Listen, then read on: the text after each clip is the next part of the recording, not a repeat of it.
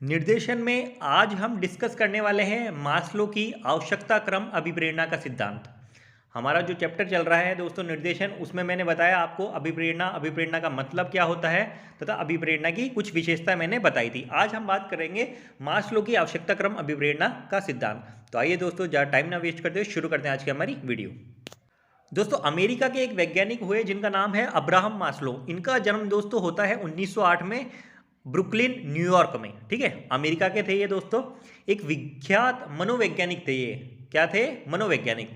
1943 में दोस्तों उन्होंने ये अपना एक लेख प्रकाशित किया जिसमें अभिप्रेरणा के कुछ सिद्धांत बताए गए हैं, जिसे कि दोस्तों मास्लो की आवश्यकता क्रम अभिप्रेरणा के नाम से जाना जाता है। तो दोस्तों बात की जाए इस सिद्धांत की, तो इसमें बताया गया है कि मनुष्य की 5 तरह की आवश्यकताएं हमारे पास होती है। कि एक इंसान की 5 तरह की आवश्यकताएं इन्होंने बताई है। कौन कौन सी दोस्तों? पहली बताइए दोस्तों इन्होंने आधारभूत या शारीरिक आवश्यकताएं। दूसरी दोस्तों इन्होंने बताई है सुरक्षा आवश्यकताएं। तीसरी बताइए दोस्तों संस्था से जुड़ाव या संबंध। ठीक है। चौथी बताइए दोस्तों मान सम्मान प्रतिष्ठा की आवश्यकताएं। और पांचवी और लास्ट इन्होंने बताई है आत्मसंतुष्टि की आवश्यकताएं। दोस्तों इन्होंने इसका एक लेवल डिसाइड किया है कि सबसे निम्न स्तर की जो आवश्यकता है वो है हमारी आधारभूत या शारीरिक आवश्यकताएं। ठीक है।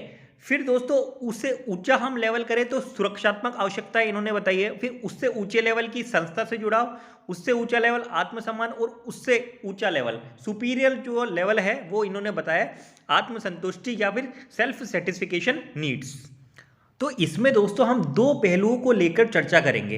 कौन कौन से पहलू दोस्तों? एक तो होगा हमारा व्यक्तिगत पहलू और एक होगा दोस्तों संगठनिक पहलू, मतलब संगठन के हिसाब से। एक तो व्यक्तिगत पर्सनल के हिसाब से और एक संगठन के हिसाब से, दोनों के पहलू लेंगे और दोनों में जानेंगे कि दोनों की क्या क्या आवश्यकताएं हैं, मतलब किसमें कौन सी आवश्यकता आएगी। जैसे दोस्तों यदि सबसे पहले शुरू की जाए पिरामिड के हिसाब से हम देख लेते हैं। एक लेफ्ट साइड में जो आप बॉक्स देख रहे हैं वो तो है व्यक्तिगत पहलू का, और दोस्तों राइट साइड में जो आप बॉक्स देख रहे हैं वो है किसका? संगठन का। और बीच में क्या है दोस्तों? बीच में हमारी आवश्यकताएं हैं। तो दोस्तों यदि बात की जाए पहली आवश्यकता की, पहली हमारी आवश्यकता क्या है? आधारभूत या शारीरिक आवश्यकता। अगर व्यक्तिगत पहलू की हम बात करते हैं तो दोस्तों सीधी से आपने सुना होगा रोटी कपड़ा मकान, कि बोले भैया रोटी कपड़ा मकान ये एक इंसान की बेसिक नीड्स होती है। आधारभूत क्या होती है? Basic needs. व्यक्तिगत तौर पे हम चर्चा करें तो क्या होगा? रोटी कपड़ा मकान, इसके अलावा खाना हो सकता है, नींद हो सकती है, सेक्स हो सकता है। ये कुछ आवश्यकताएं हैं जिन्हें कि इंसान की आधारभूत या शारीरिक आवश्यकताएं हम बोल सकते हैं, जिससे इंसान की बेसिक नीड पूरी होती है। ये तो बात रही व्यक्तिगत पहलू की। अब यदि दोस्तों संगठन के हिसाब से हम देखें तो संगठन के हिसाब से मास्लो ने बताया कि वेतन, कि ठीक ठाक उसको एक वेतन मिल रहा है तो उसकी आधारभूत आवश्यकताएं पूरी हो सकती है। ठीक है, कि ठीक ठाक सा आधारभूत उसको वेतन मिल रहा है तो उसकी बेसिक नीड्स पूरी हो सकती है। ठीक है। दूसरे आवश्यकता की बात की जाए दोस्तों, जब पहली आवश्यकता पूरी होगी तब हमें दूसरी आवश्यकता की नीड होती है। ठीक है। दूसरी आवश्यकता की बात की जाए तो उसका नाम मैंने बताया था सुरक्षात्मक आवश्यकताएं। अब यदि बात की जाए व्यक्तिगत पहलू की, तो व्यक्तिगत पहलू में क्या आएगा? सुरक्षा। जैसे अपने बॉडी की सुरक्षा, शरीर की सुरक्षा आ सकती है, परिवार की सुरक्षा आ सकती है, अपनी प्रॉपर्टी की सुरक्षा आ सकती है व्यक्तिगत पहलू में। लेकिन दोस्तों यदि संगठन का हम हिसाब से बात करें, एक कंपनी में काम करने वाले एम्प्लॉय की सुरक्षात्मक आवश्यकताएं बात करें तो जो उसकी पोस्ट है उसमें सुरक्षा, कि कल को सरकार पोस्ट हटा तो नहीं देगी। कि इसके अलावा पेंशन हम बोल सकते हैं कि सरकार बुढ़ापे में हमें पेंशन देगी कि नहीं। इसके अलावा जो नियमितीकरण है, सैलरी में नियमितीकरण, उसके पद में नियमितीकरण है, क्या हम नियमित तो हैं इस कंपनी में या अस्थायी तौर पे काम कर रहे हैं। तो ये होती है सुरक्षात्मक आवश्यकताएं। ये पूरी होती है तब हमें अगली आवश्यकता की नीड होती है। तो सुरक्षात्मक व्यक्तिगत में क्या? परिवार की सुरक्षा, प्रॉपर्टी, शरीर की सुरक्षा। इसके अलावा संगठन में क्या? पद की सुरक्षा, पेंशन, नियमितीकरण, ये आप बोल सकते हैं। फिर दोस्तों इसकी अगली आवश्यकता मास्लो बताते हैं कि संस्था से जुड़ाव या फिर संबंध। अब संस्था से जुड़ाव या संबंध का मतलब है कि पहली चीज परिवार की बात की जाए तो फ्रेंडशिप, मित्रता, फैमिली, फैमिली में कैसा संबंध है। देखो सबकी आवश्यकता है कि अच्छे हमारे मित्र रहें, फैमिली में सब लोग मिलजुल के रहें, लव प्यार बना रहे, ठीक है। ये चीज़ें होती है एक फैमिली। संगठन के हिसाब से बात की जाए तो संगठन में भी संस्था से जुड़ाव, मतलब संस्था का कर्मचारी उसी कंपनी का अपने एक परिवार माने और परिवार का हिस्सा समझे अपने आप को, कि मैं मेरे परिवार का हिस्सा हूँ।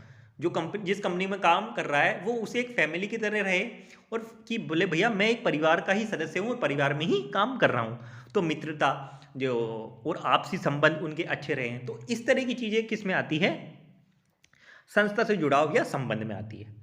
अब जब ये पूरी हो जाती है तो अगली की बात आती है। अगला मास्लो बताते हैं कि मान सम्मान और प्रतिष्ठा। इसके बाद व्यक्ति को लगता है कि बोले यार समाज में मान सम्मान की आवश्यकता है। तो व्यक्तिगत की बात की जाए तो क्या, कि बोले भैया मेरे दूसरे जो लोग हैं, समाज के लोग हैं, मेरी रेस्पेक्ट करें, मतलब दूसरों के द्वारा मैं सम्मानित किया जाऊं, कि मेरा सम्मान बना रहे, ठीक है। और संगठन की अगर हम बात करते हैं तो संगठन में दोस्तों आती है कि पहचान हो एक उसकी, कि मेरी कंपनी में एक पहचान हो, कि मेरा आदर सत्कार हो, मेरे को ऊंचा पद मिले, ठीक है। कि मैं किसी पहचान के तौर से जाना चाहूँ कि बोले यार फलाना व्यक्ति इस कंपनी में ये है और बहुत अच्छा काम करता है, नाम से ही मुझे लोग जानते हैं, ठीक है। तो इस तरह की मतलब पहचान वाली चीज़ें हैं, आदर सत्कार वाली चीज़ें हैं, वो आती है मान सम्मान में, ठीक है। अब इसकी सबसे लास्ट जो स्टेज होती है वो होती है आत्मसंतुष्टि आवश्यकताएं। दोस्तों ये सबसे उच्च स्तरीय आवश्यकताएं हैं। ये क्या बताता है, ये बताता है कि लाइफ का एम पूरा होना। जब लाइफ का एम पूरा हो जाता है ना, कि बोले यार हमें लाइफ में ये करना है, हम लाइफ में ये करना चाहते हैं, तब दोस्तों इस लेवल को, इस नीड को पूरा माना जाता है। मतलब जिंदगी में जो करना चाहता है वह आदमी और वो बन जाए, जो करना चाहता है वह कर ले, तो आत्मसंतुष्टि या फिर सेल्फ सेटिस्फिकेशन मिलता है, ठीक है। कंपनी के संदर्भ में हम बात करें तो कंपनी के संदर्भ में जैसे मान लो कोई आदमी अभी लोअर लेवल पे हो और वो कंपनी का एमडी या डायरेक्टर बनना चाहता है इन फ्यूचर, या अपनी एक कंपनी खोलना चाहता है, तो वह चीज़ जो वो अचीव कर लेता है तो उसको सेल्फ सेटिस्फिकेशन मिल जाता है, तो उसकी आत्मसंतुष्टि पूरी हो जाती है। आत्मसंतुष्टि में वही होगा कि लाइफ का एम क्या है, अगर वो एम पूरा हो गया तो उसकी सेल्फ सेटिस्फिकेशन पूरा हो जाएगा, और ये सबसे उच्च स्तर की आवश्यकता है, ठीक है। तो पांचों आवश्यकताएं दोस्तों क्लियर हुई। आधारभूत आवश्यकता है, सुरक्षात्मक आवश्यकता है, संस्था से जुड़ाव, मान सम्मान, आत्मसंतुष्टि आवश्यकताएं। पांचों के दोस्तों मैंने दोनों पहलुओं की चर्चा कर ली है, व्यक्तिगत तौर पे भी और संगठन के तौर पे भी। अब कुछ की पॉइंट्स हम इन आवश्यकता से निकाल सकते हैं। मास्लो का जो ये सिद्धांत है उससे कुछ की पॉइंट्स हम निकाल सकते हैं। कौन कौन से दोस्तों निकाल सकते हैं? सबसे दोस्तों पहली चीज होती है कि ये आवश्यकताएं एक क्रम श्रृंखला में होती है, क्रम में होती है या फिर एक श्रृंखला में होती है, ठीक है। मतलब कि आधारभूत से भैया शुरू होती है और ये आत्मसंतुष्टि पर जाकर खत्म होती है। मतलब पूरा एक इनका क्रम है, जो मैंने क्रम बताया है उसी क्रम के अनुसार ये महसूस होती है। दूसरी चीज, दूसरा हम पॉइंट निकाल सकते हैं कि बोले भैया एक आवश्यकता की पूर्ति होती है, यानी कि एक आवश्यकता जो पूरी हो चुकी है अब वो आपको मोटिवेट नहीं करेगी आगे, अब वह आवश्यकता आपको काम करने के लिए मोटिवेट नहीं करेगी। अब मोटिवेट कौन सी करेगी? जो आगे वाली आवश्यकता है। कहने का मतलब क्या है दोस्तों? कहने का मतलब ये है, अगर आपकी सुरक्षात्मक आवश्यकताएं पूरी हो चुकी है ना, तो आपको सुरक्षात्मक आवश्यकताएं आगे काम करने के लिए मोटिवेट नहीं कर सकती। आपको संस्था से जुड़ाव या संबंध या फिर मान सम्मान प्रतिष्ठा वाली आवश्यकताएं ही आगे काम करने के लिए मोटिवेट कर सकती है। जो पूरी हो चुकी है वो थोड़ी मोटिवेट करेगी, वो तो पूरी हो चुकी, इसलिए वो आप मोटिवेट नहीं करेगी। जो आवश्यकता की पूर्ति हो चुकी है वह आवश्यकता आपको मोटिवेट नहीं करती, ठीक है। अच्छा, एक चीज और हम निकाल सकते हैं कि अगले क्रम की आवश्यकता तभी अनुभव करेगा आदमी जब पहले की पूरी हो गई हो। अगर हमारी दोस्तों आधारभूत आवश्यकता ही पूरी नहीं हुई है तो हम सुरक्षात्मक आवश्यकता के बारे में क्या सोचेंगे, हम मान सम्मान के बारे में क्या सोचेंगे, हम आत्मसंतुष्टि के बारे में क्या सोचेंगे। तो कहने का मतलब क्या है, अगले क्रम की आवश्यकता तभी महसूस होगी जब पहले वाली पूरी हो चुकी हो। अगर पहले वाली पूरी नहीं हुई तो आगे की हम सोच ही नहीं सकते। तो ये पॉइंट भी हम इसमें से निकाल सकते हैं।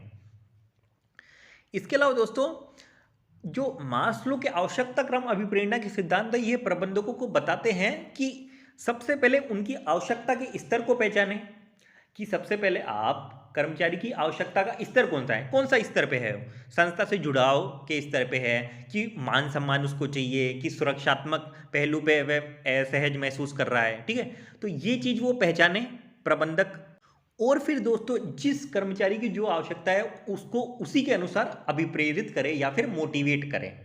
क्योंकि यदि अपने को पता नहीं है कि किसी कर्मचारी की क्या आवश्यकता है तो हम उसे मोटिवेट करेंगे तो भी उसका कोई मतलब नहीं है। अब जैसे दोस्तों हम उसे मोटिवेट कर रहे हैं आत्मसंतुष्टि की आवश्यकता है पूरी करने के लिए कि नहीं तू तो डायरेक्टर बनेगा, जबकि पता चला कि अभी उसका मान सम्मान ही नहीं है, अभी उसका संस्था से ठीक से जुड़ाव भी पूरा नहीं हुआ है, मतलब पहले की आवश्यकताएं भी पूरी नहीं हो और आप आगे के लिए मोटिवेट कर रहे हो। ठीक है, तो आवश्यकता की जो स्तर है उसको पहले पहचाने प्रबंधक। ठीक है, फिर कर्मचारी को मोटिवेट करे या अभिप्रेरित करे। ये बताता है मास्लो का आवश्यकता क्रम अभिप्रेरणा का सिद्धांत। तो उम्मीद करता हूँ दोस्तों आपको आज का ये वीडियो समझ में आया होगा और पसंद भी आया होगा। वीडियो दोस्तों यदि पसंद आए तो वीडियो को लाइक करें, चैनल को सब्सक्राइब करें और शेयर भी करें। धन्यवाद।